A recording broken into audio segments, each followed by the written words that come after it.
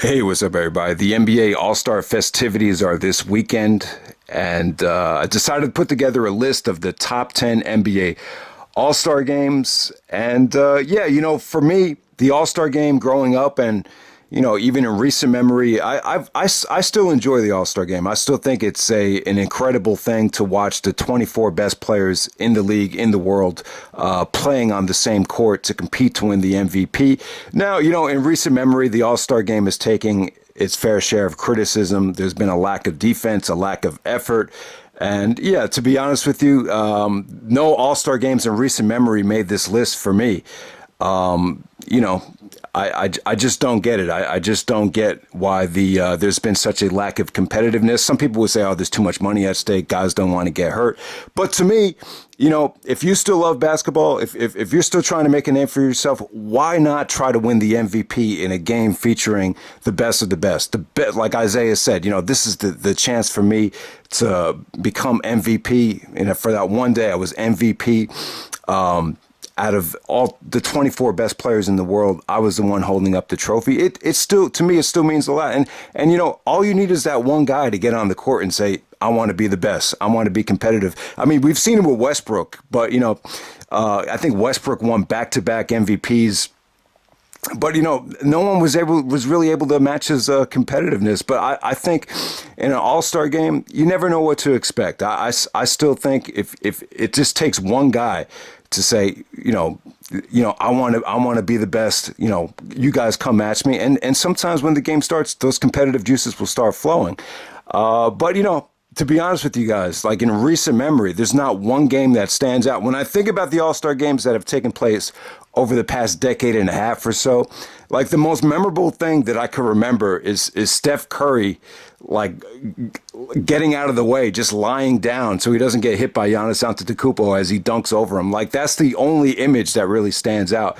I mean, you've seen Westbrook win back-to-back MVPs. You saw Anthony Davis score 50 points with like very little defense. There's very few things that stand out with this new generation of All-Star games that we've been seeing. But yeah, man, I want to take you back to, some of the days where the All-Star game really stood out and meant a lot.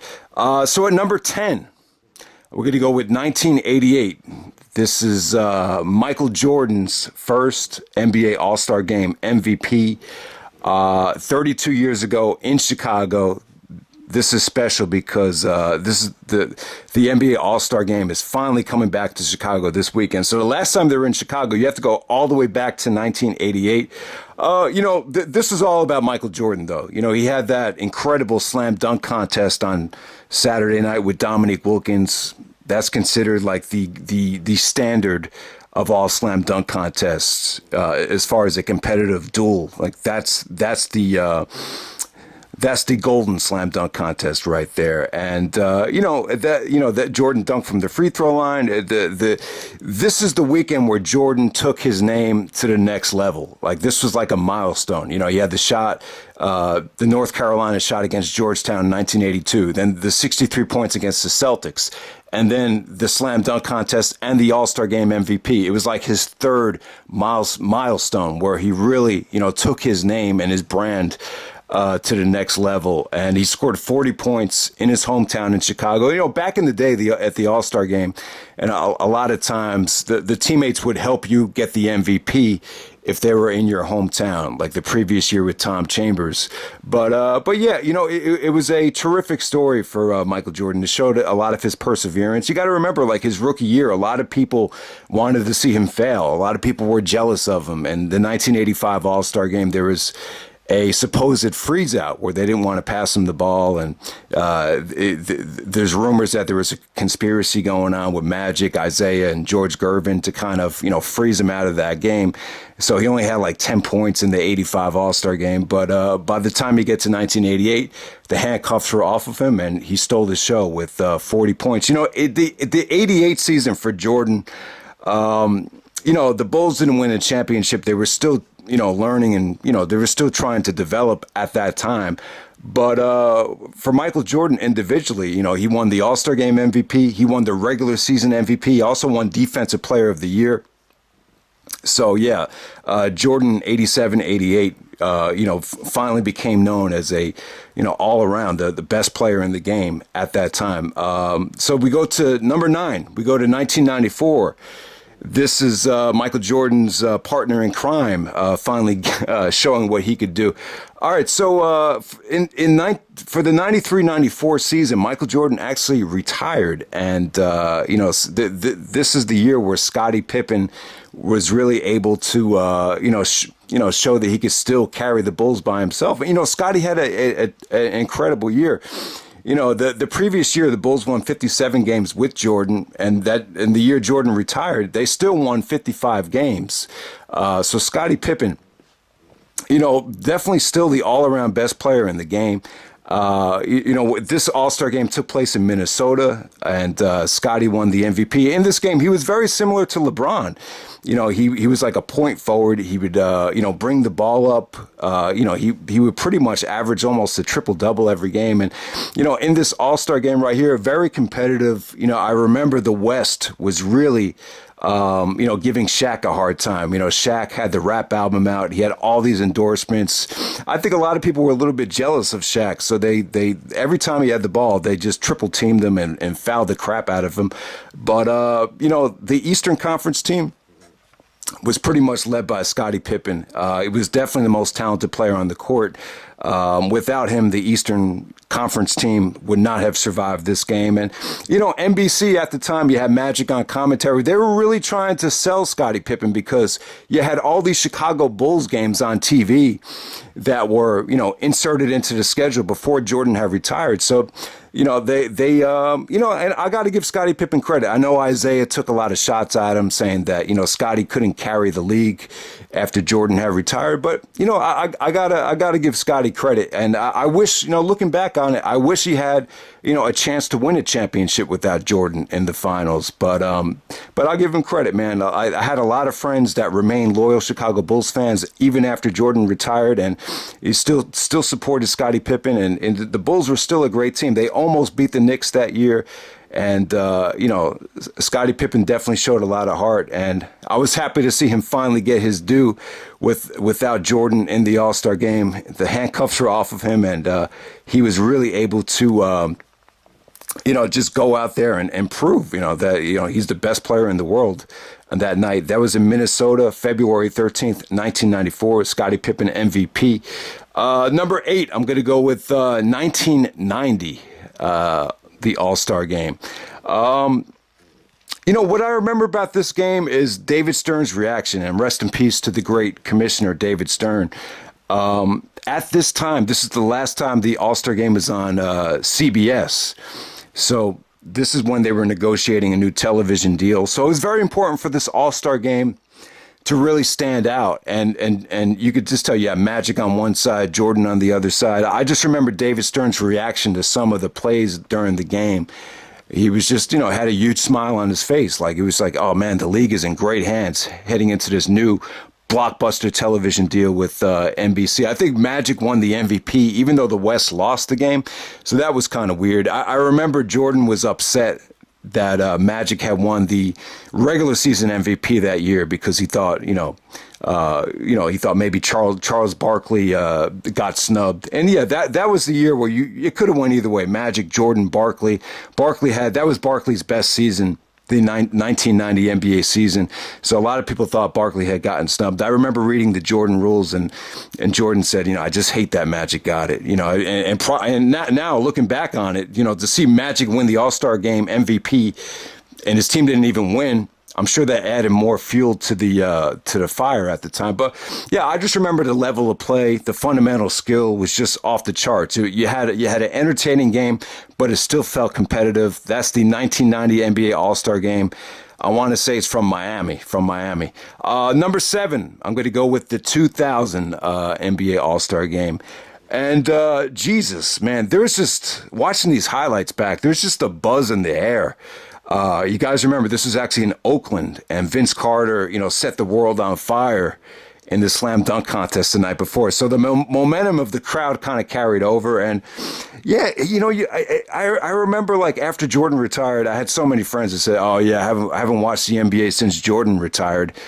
Well, I mean, you kidding me? The star power was unreal. And I know this is 10 years after 1990, and the league just felt like it was even more on fire at the time. And I remember the next day in practice, you had people trying to emulate the All-Star game. So the game created a lot of buzz. It had a tremendous star power. Shaq and Tim Duncan actually won the co-MVPs in this game. Shaq, you could just tell Shaq was inspired by Vince, and Shaq pulled out some really really great dunks in this game. I think he actually had a 360 on a fast break. This is the game where Shaq actually called Tim Duncan the big fundamentals, so that was pretty funny. Vince had some great dunks. You had Vince, you had Grant Hill still healthy, you had Allen Iverson. Kobe, had some nice moves here. So you had tremendous star power and tremendous buzz in the air. And this was Shaq's year. Shaq is one of the few that have won the All-Star Game MVP, regular season MVP, and Finals MVP in that magical year that Shaq had in 2000. Number 6, I'm going to go with 1998. This is the Jordan Kobe duel right here. This is man, I remember actually taping this All-Star game. I remember this very vividly, actually. I remember this was on a Sunday. I actually saw a movie, The Blues Brothers, earlier on that day, and I was able to watch the All-Star game that night on NBC. This is actually from Madison Square Garden. And there was a lot of hoopla in the air that this would be Jordan's last All-Star game, that he was ready to retire because the Bulls were adamant that they were not going to bring Phil Jackson back. And Jordan was like, if you're not bringing Phil back, then I'm not coming back. So, this was like the master at work here. This is like teacher versus student. Kobe was actually, I just talked about this in the Kobe video, but Kobe was actually voted in as a starter, even though he wasn't really playing that much. He was coming off the bench. And, it was just a great duel. You saw Jordan do some post-ups, fadeaways, footwork, really took Kobe to school. And then Kobe had some great dunks on his own, man. He had the alley-oop, he had the 360, and then he had the behind-the-back hook shot on Mutombo. So I just remember this being a great duel between Jordan and Kobe. Jordan easily won the MVP. Everyone showed him respect, and it was kind of like the changing of the guard. All you had was really Jordan, Karl Malone, and David Robinson from the Dream Team. You saw a lot of new faces in 1998, like Kobe, really make a name for themselves. So yeah, it was kind of like past versus future right there with Jordan and Kobe from MSG, Madison Square Garden, 1998 right there. That was actually Jordan's third and last All-Star Game MVP. Okay, at number 5, this is the first All-Star Game I ever watched live, and this is 1993 from Salt Lake City, Utah.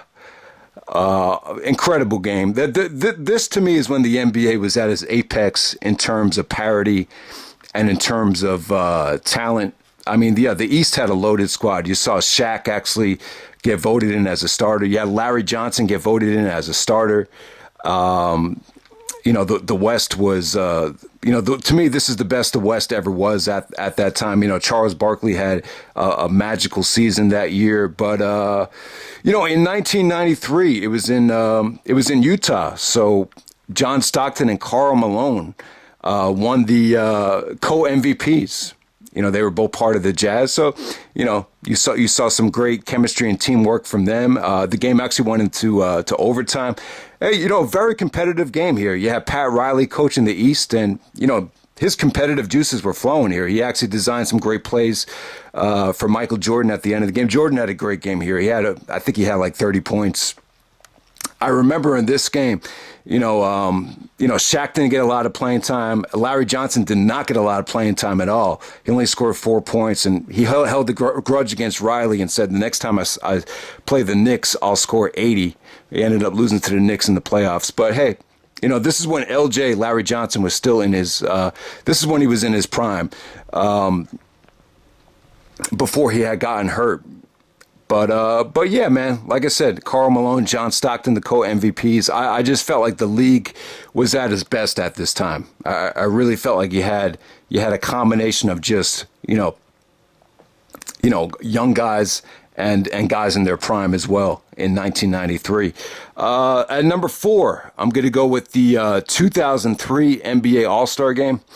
This is actually from Atlanta. This is actually Michael Jordan's last All-Star Game. This is when he was still with the Wizards. And, there was a lot of controversy because Vince Carter was actually voted in as a starter, but then he didn't want to give up his spot to Michael Jordan. So you had that whole thing going on. Jordan really didn't want that much attention. He didn't really want all the attention on him, but it ended up being on him anyway. And, just a magical game right here. It was a very, very competitive game that actually went into overtime. Jordan actually hits a fadeaway over Sean Marion. Beautiful shot to put the East up by 2. And then there's one of the dumbest fouls in All-Star game history with Jermaine O'Neal actually fouling Kobe Bryant. And Kobe was awarded 3 shots. He made 2 out of 3, and then the game went into overtime. This is Kevin Garnett's night, though. Kevin Garnett and Kobe, I think either guy could have won MVP that night. And they both kind of spoiled the storybook ending for Jordan. That would have been such a storybook ending for Jordan's career to hit the game winner at the All-Star game. And you actually had Isaiah coaching Jordan at the time. And you guys know they started out with all that bad blood. But over time, I think Isaiah and Jordan kind of had an underrated relationship. I think there was a lot of respect there. And I think looking back on it, I think a lot of people kind of, make too much of the bad blood that they've had. But I think, when push comes to shove, I think Isaiah and Jordan, both of them have tremendous respect for each other. When you look back at all of those guys have done. But, it was so competitive at that time that, Isaiah rubbed a lot of people the wrong way. And, Jordan says some things he probably regrets about the Pistons as well. But yeah, it was nice to see that relationship kind of, end on good terms. But, KG, MVP, Kevin Garnett, that really set the tone for KG's MVP season the very next year with the Timberwolves. At number 3, I'm going to go with 1987. I got to credit Bill Simmons for this. When he wrote the book of basketball, he thought 1987 was by far the best All-Star game, and it's hard to argue with him. I mean, when you look at the talent in this game, you had the perfect combination of Hall of Famers from the 80s and new eventual Hall of Famers from the 90s. You had Dr. J, Moses Malone. They were on that great 76ers team that won a championship in 83. You had all the best of the Lakers there, Kareem, Worthy, Magic. You had the best of the Celtics, Bird, Parrish, McHale. You had young guns like Charles Barkley and Michael Jordan. The MVP was actually Tom Chambers. At the time, like I said, Magic said that, he would do whatever he could to, get the guy the MVP if they were in his hometown. At the time, Tom Chambers was actually playing in Seattle. So Tom Chambers actually won the MVP. And, just the talent pool was insane here. It was a competitive game. I believe it actually went into overtime. You have all these Hall of Fame legends out there, but this kind of gets known as the Rolando Blackmon game. I remember Rolando Blackmon when he was like a guy that came off the bench for the Knicks. I think Riley actually traded for him. But back in the day with Dallas, he was a great player, and he was at the free throw line, opportunity to tie the game, and he was like, confidence, baby, confidence. So this is kind of known as the Rolando Blackmon game.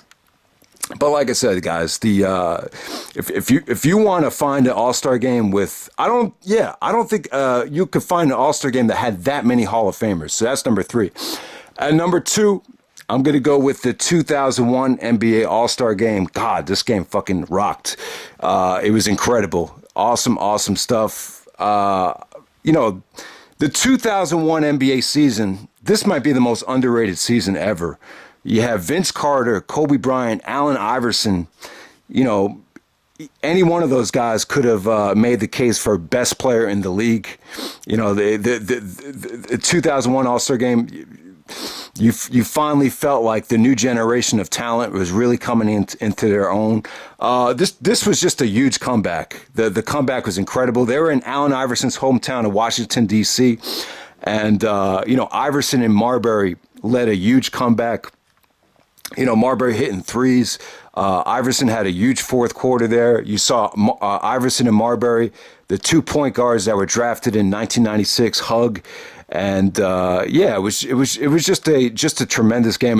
Kobe kind of got robbed of an MVP here because he probably would have been the MVP if the West had held on to win the game. I think Shaq was actually out with an injury, but yeah, you just remember that for Iverson winning the MVP, and then he had the embrace with Larry Brown, the coach. You had all those trials and tribulations between Iverson and Larry Brown. So yeah, it was just a special, special season for Allen Iverson, and I'm always going to regret that Iverson didn't win the championship that year because it just that 2001 season, it just felt like it was his year. But Kobe and Shaq, they were just too good at the time. But yeah, that was Marbury's first All-Star game with the Nets, and seeing him come off the bench and for him and Iverson to have that special moment, they treated the All-Star game like it meant something special, and that's what was so fascinating about that game. The West was just stacked, but Iverson there was just something in the air about Iverson that year. It was just a magical season for him. He won the All-Star game MVP and the regular season MVP. And number one, I'm going to go with 1992 from Orlando. This was an incredible game. This meant more than just basketball. At the time, I didn't see this live, but I'll tell you what, I was actually in second grade at the time. And the first thing that really got me into the NBA was was when Magic Johnson announced that he had the HIV virus. Because in school you actually had to do a current event like maybe every other Friday. And one of my current events was to tell the class about Magic Johnson. So this is kind of what cracked the door for me getting into the NBA. And I'll be forever grateful for Magic and the NBA guys at that time for inspiring me to play basketball because I really needed it at the time.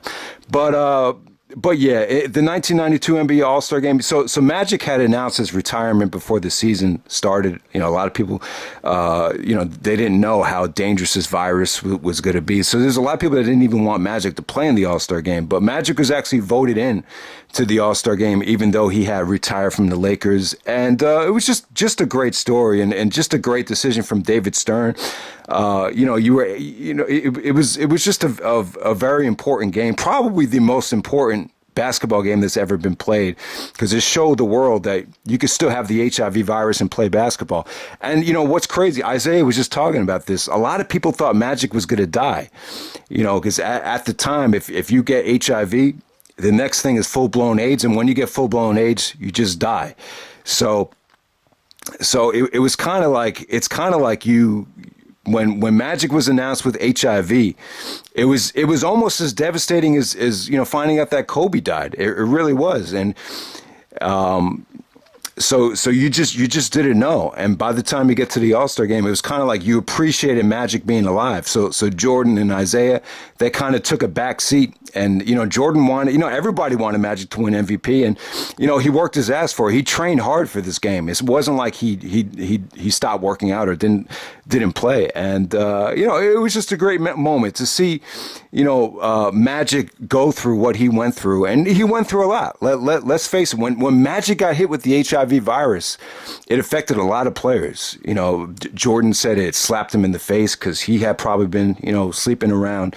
Isaiah was spreading rumors that Magic was bisexual or even gay. I have friends to this day that tell me that Magic was bisexual, but that's not the important thing here. The important thing was that Magic, had been through a lot, thought he was going to die and was able to go out there. And I can't tell you how therapeutic this game was for Magic. When he won the MVP and when he made that great shot over Isaiah. And then the post game, he just felt so happy. It was just a huge relief for him. Just his promo and his speech at the end of the game. You just see how many fans connected with him. The smile, the trophy presentation, the embrace with David Stern. It just it showed you that NBA players, they're more than just athletes. They're great persons. They're great human beings. They a lot of them have great charisma. great presentation. And, I think this is one of those moments that was just great for the NBA. It was just great exposure. It was a great momentum building game for the NBA heading into the Dream Team, which Magic would still play for.